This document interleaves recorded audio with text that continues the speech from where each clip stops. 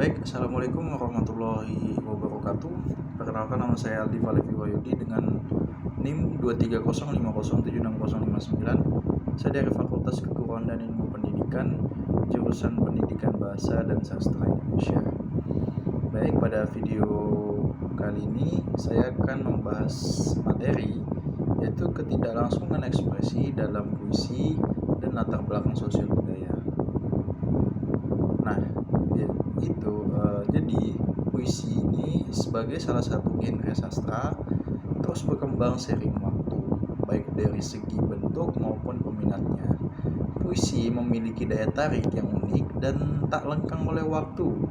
Salah satu elemen penting yang menjadikan puisi begitu spesial adalah penggunaan bahasa yang tidak langsung atau disebut sebagai ketidaklangsungan ekspresi.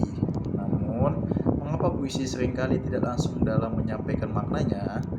Apa yang ingin dicapai penyair dengan bahasa yang sudah dipahami secara eksplisit? Mari kita telusuri lebih dalam, teman-teman. Yang pertama itu apa sih ketidaklangsungan ekspresi dalam puisi? Nah, ketidaklangsungan ekspresi adalah itu teknik yang umum digunakan dalam puisi untuk menyampaikan makna yang lebih dalam. Penyair seringkali menggunakan bahasa figuratif seperti metafora, personifikasi, ironi, dan simbolisme untuk memperkaya isi dan puisi mereka. Hal ini merupakan makna tidak disampaikan secara langsung, melainkan tersembunyi di balik kata-kata. Salah satu contohnya dapat kita temukan dalam bait puisi berikut. Di tengah ladang sunyi ada bunga yang tak bernama. Bukan warnanya yang menarik, tapi wangi yang mengiring angin malam. Dalam bait ini, metafora bunga tanpa nama menggambarkan sesuatu yang tak nampak secara kasat mata, tetapi memiliki keindahan yang tidak diungkapkan langsung. Ketidaklangsungan ekspresi seperti ini menuntut membaca untuk merenungkan makna tersembunyi di balik kata-kata yang digunakan. Tujuan utama dari ketidaklangsungan ekspresi itu adalah untuk mengunggah pikiran dan imajinasi pembaca serta menyampaikan pesan-pesan yang mendalam. Ketidaklangsungan ini juga memberikan ruang bagi interpretasi yang berbeda-beda dari setiap pembaca sesuai dengan pengalaman dan pandangan hidup mereka. Nah, yang kedua itu adalah manfaat ketidaklangsungan ekspresi. Ketidaklangsungan ekspresi memberikan sejumlah manfaat dalam puisi yang membuat karya sastra ini semakin kaya dan kompleks. Beberapa manfaat utama antara lain, yang pertama itu adalah meningkatkan kedalaman makna. Dengan menyembunyikan makna dalam bahasa yang figuratif, puisi memiliki lapisan makna yang lebih mendalam. Pembaca dipaksa untuk menggali lebih jauh untuk memahami maksud sebenarnya di balik kata-kata. Yang kedua itu adalah mengundang berbagai interpretasi. Ketidaklangsungan memberi kebebasan kepada pembaca untuk menafsirkan makna sesuai dengan perspektif mereka sendiri. Ini yang membuat setiap pembaca puisi menjadi pengalaman yang berbeda. Lalu yang ketiga itu adalah menciptakan efek estetis. Penggunaan bahasa seperti figuratif, simbolisme, dan struktur bahasa yang tidak biasa menciptakan keindahan sendiri. Puisi bukan hanya tentang apa yang dikatakan, tetapi juga bagaimana ia disampaikan. Lalu yang keempat itu adalah menjaga keabadian makna.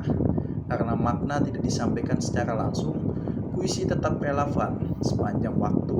Setiap generasi bisa menemukan makna baru dalam sebuah karya puisi.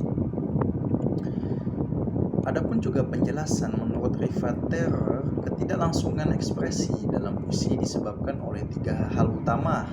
Penggantian arti bisa melalui metafora atau metaomni, penyimpangan arti yaitu melalui penggunaan ironi dan evolusi emosional, dan penciptaan arti. Ketiga elemen ini membuat puisi menjadi karya yang sangat dinamis dan berlapis-lapis. Selanjutnya yaitu adalah latar belakang sosial budaya dalam puisi.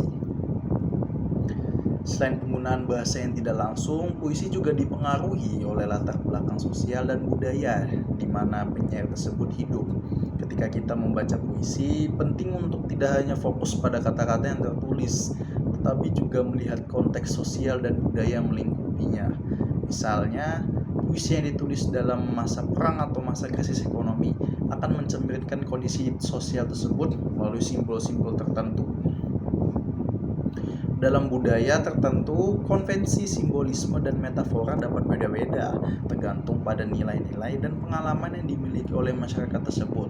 Oleh karena itu, memahami latar belakang sosial dan budaya suatu puisi sangat penting untuk menangkap pesan yang ingin disampaikan oleh penyair. Lalu yang keempat, itu adalah hubungan ketidaklangsungan ekspresi dan latar belakang sosial. Jadi, hubungan antara ketidaklangsungan ekspresi dan latar belakang sosial budaya sangat erat. Puisi seringkali digunakan sebagai medium untuk menyampaikan kritik sosial, politik, atau refleksi dari identitas budaya. Dengan bahasa yang tidak langsung, penyair bisa menyembunyikan pesan-pesan yang lebih kompleks dan sensitif, sehingga puisi menjadi alat yang kuat untuk menyuarakan pendapat dalam konteks tertentu. Melalui puisi, penyair dapat mengungkapkan kritik sosial atau politik tanpa mengatakan secara ekspresif, sekaligus menyampaikan pengalaman emosional dan kolektif dari masyarakat mereka wakili.